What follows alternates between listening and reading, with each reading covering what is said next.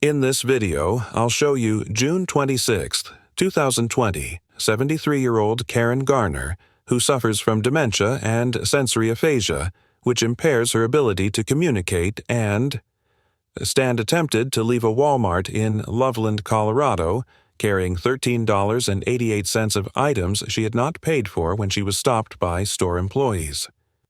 Miss Garner attempted to hand over her credit card to pay for the items, but the employees refused to allow her to pay and took the items back. Miss Garner left the store, and a Walmart employee then called the Loveland Police Department to report the supposed theft. Officer Austin Hopp responded to the call and tracked down Miss Garner as she was walking home on the side of the road. Officer Hopp pulled up behind Miss Garner with his lights on, and when she did not stop, he stopped his vehicle and approached her. All right, let's stop, ma'am. I don't think you want to play it this way. Ma'am, police, stop. You want to stop with lights on, siren? Stop. You just left Walmart. Do you need to be arrested right now? After failing to effectively communicate with Miss Garner, Officer Hopp grabs her and throws her to the ground in an attempt to restrain her. Miss Garner, visibly confused, repeatedly tells Officer Hopp that she's going home as the two engage in a brief scuffle. Eventually, Officer Hopp is able to place Miss Garner into handcuffs and lead her back to his patrol car. I'm not doing anything. Right now you're resisting, which is not going to fly with me. And before that, you tried to steal from Walmart. And they caught you and took the stuff back. Stand up. Oh, boy.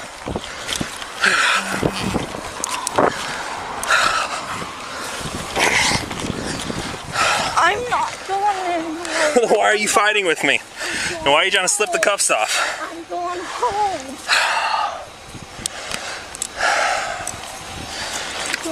Stop. I'm going home. No, you're not. Are you finished? Are you finished?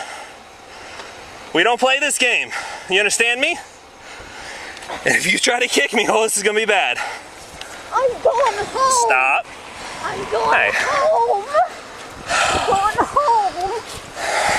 After Officer Hopp was able to gain control of Miss Garner, Officer Daria Jalali arrives on the scene, and the two officers once again force Miss Garner to the ground.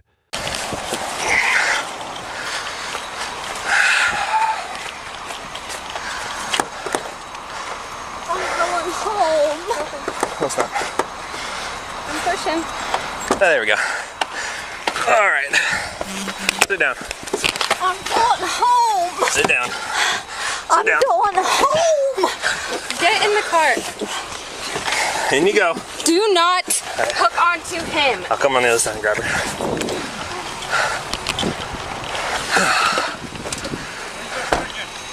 What's that? Where's your sergeant? Huh? Who's my sergeant? Yeah. Okay, well, first, I can tell you that. Sergeant Metzler, he's at the police department. You can go talk to him if you have an issue. Yeah, give me your car so I can put a report. Okay. I see you there, how you throw the little kid. Little kid? Well, I don't know He's if not a he's little kid. And this he is what he was just walking, and I see you how She you just grab him. stole from Walmart and refused to stop, refused to listen to lawful orders, and to fight me. This is what happens when you fight the police. I have to use force to safely detain her. This isn't just some random act of aggression. Officer Jalali assists Officer Hopp in restraining Miss Garner's feet and placing her in the patrol vehicle, after which a concerned citizen confronts Officer Hopp about his conduct. Although Officer Hopp informs the citizen that he was within his authority to use force against Miss Garner, his conduct almost certainly violated department policy, Colorado law, and the U.S. Constitution. Section 18-1-707 of the Colorado Revised Statutes currently states that, quote, peace officers in carrying out their duties shall apply nonviolent means when possible before resorting to the use of physical force. A peace officer may use physical force only if nonviolent means would be ineffective in effecting an arrest. However, this language was recently added to the statute by Colorado Senate Bill 2021-17. And although the bill was signed on June 19, 2020, these provisions did not go into effect until September 1, 2020. At the time of Miss Garner's arrest, the statute that was in effect stated that, quote, a peace officer is justified in using reasonable and appropriate physical force upon another person when and to the extent that he reasonably believes it necessary to effect an arrest. When courts determine whether an officer's use of force is, quote, quote, reasonable under both Colorado law and the Fourth Amendment, they review the totality of the circumstances, focusing on three factors identified by the Supreme Court in the 1989 case of Graham v. Connor.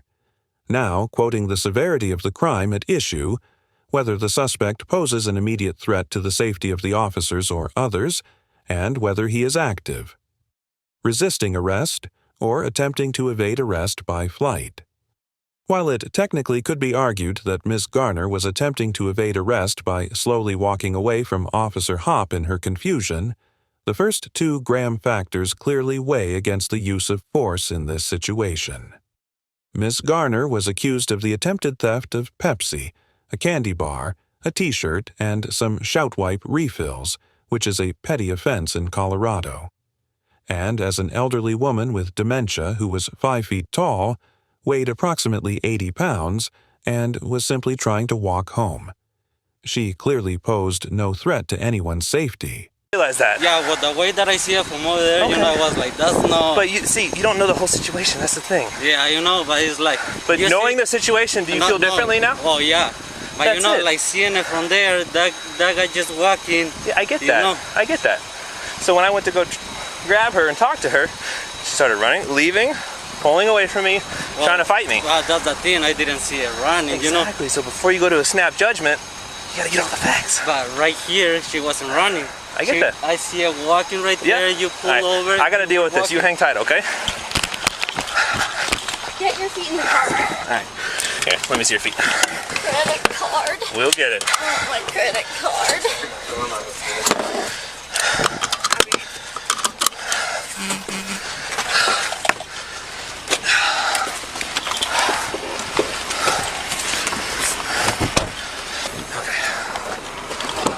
Karen, I got your credit card, okay? It'll go with you. What's your date of birth, Karen? I want my credit card. I have it. You will have it with you. I will not lose it, I promise. What's your date of birth, Karen? What's your date of birth? What's your date of birth? Okay. The officers attempt to ascertain Miss Garner's identity by asking her when she was born, but she refuses to engage with the officers. Throughout the interaction, it does not appear that any of the officers even consider the possibility that Miss Garner was mentally unstable, despite the obvious symptoms of dementia she exhibits. The Loveland Police Department policy on interaction with persons suspected of suffering from mental illness states that, quote, department members are not expected to act as mental health clinicians, make diagnoses, or provide medical or psychiatric advice. But they should be aware of commonly encountered behaviors associated with mental disorders. The policy identifies dementia as one of the mental disorders that police officers often encounter, lists disorientation, regression, memory loss, and disordered thinking and speech as typical symptoms that officers should be aware of, and explains that now quoting when encountering a person exhibiting signs or symptoms that may indicate the person is suffering from a mental illness, enforcement personnel should attempt to establish a sincere relationship with the individual while maintaining the safety and security of all persons involved throughout the encounter. According to the policy, officers should also model calm behavior and non-threatening body language. Use simple commands, announce actions before initiating them, ask direct and simple questions that permit a very brief response, permit adequate response time when asking questions, utilize active listening techniques, and expect possible delayed responses due to confusion and fear. it is evident from the body camera footage that Officer Hopp either failed to notice the clear signs of mental impairment in Miss Garner's behavior, intentionally violated this policy in his interactions with her. Negative. Sorry. Nothing else, it's just from a credit card she has.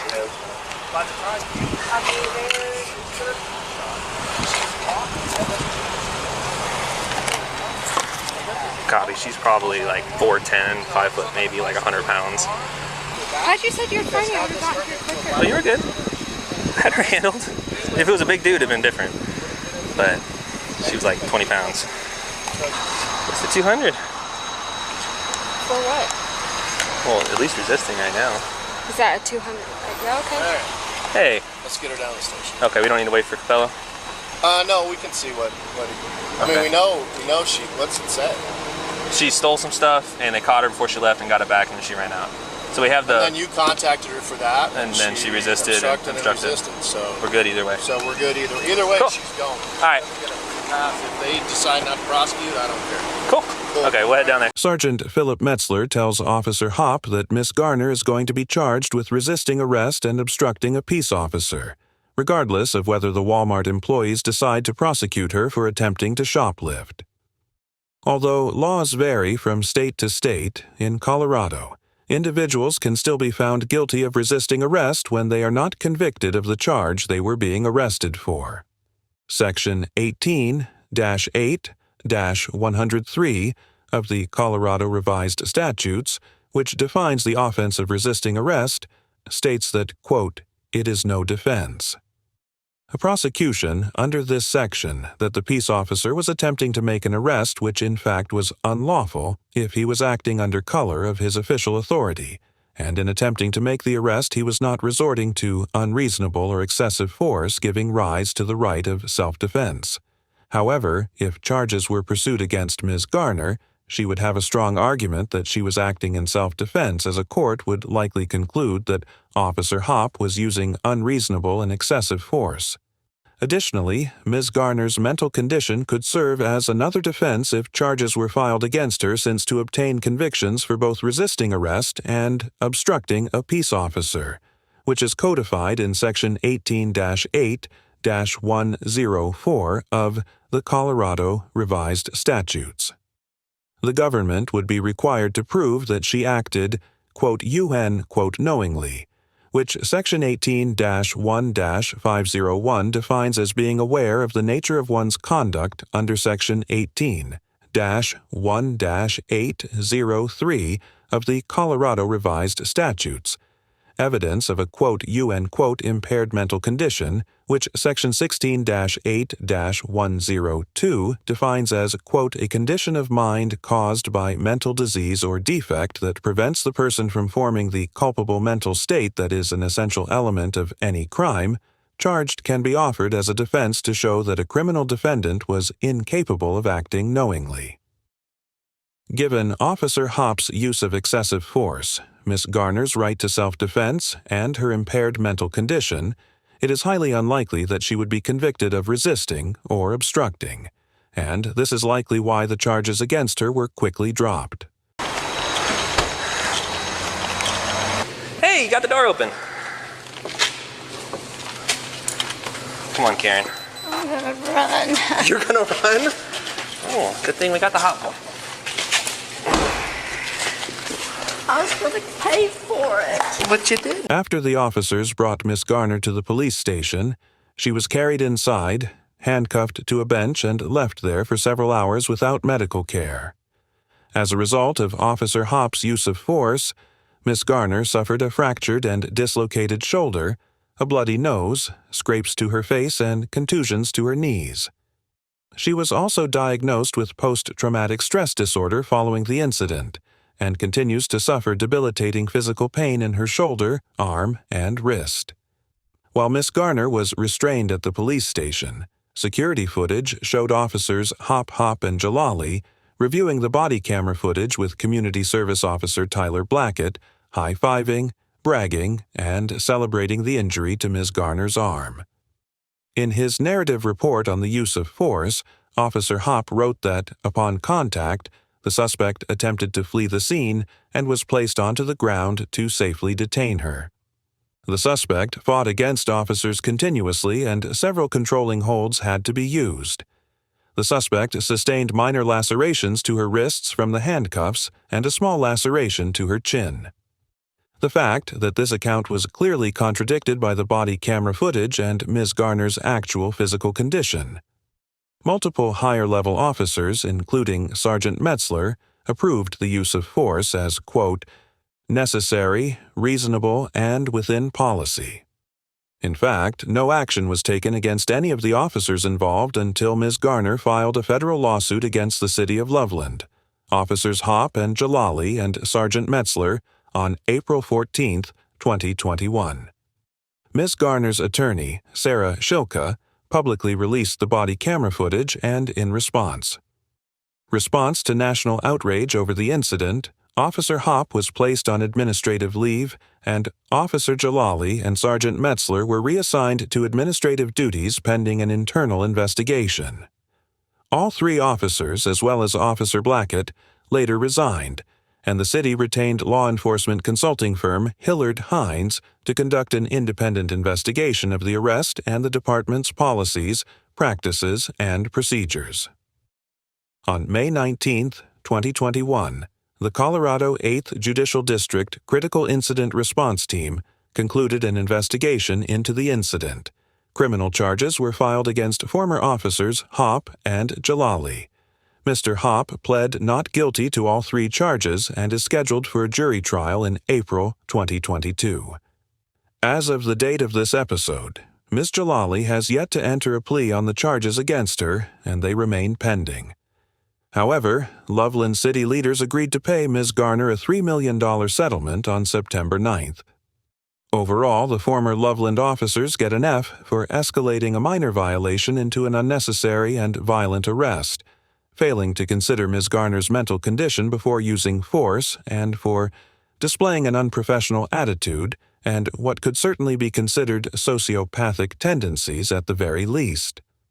The conduct of Mr. Hopp and Ms. Jalali was nothing short of inhumane from the very beginning of this interaction, and their corruption continued well beyond Ms. Garner's arrest. Not only did the officers celebrate injuring a mentally unstable senior citizen, but they also made several attempts to alter or delete the body cam footage. Lackluster covered the details of the officer's actions following encounter, and I highly recommend checking out his video to get a fuller picture of the lengths these officers went to in an effort to cover their tracks. I will leave a link to his coverage in the description below. The behavior of these individuals extends far beyond the context of a police encounter, and I believe that Mr. Hopp's actions were just as much those of an evil and dispassionate person as they were an act of officer misconduct. This is yet another officer who deserves a grade lower than an F, and this interaction highlights the importance of taking legal action following an act of misconduct. If Ms. Garner hadn't filed her lawsuit, then this encounter likely would have never been known to the public, and Officer Hopp would still be a member of the Loveland Police Department. As for Ms. Garner, it would not be appropriate to assign a grade to an individual who was not in full control of their mental faculties at the time of the interaction.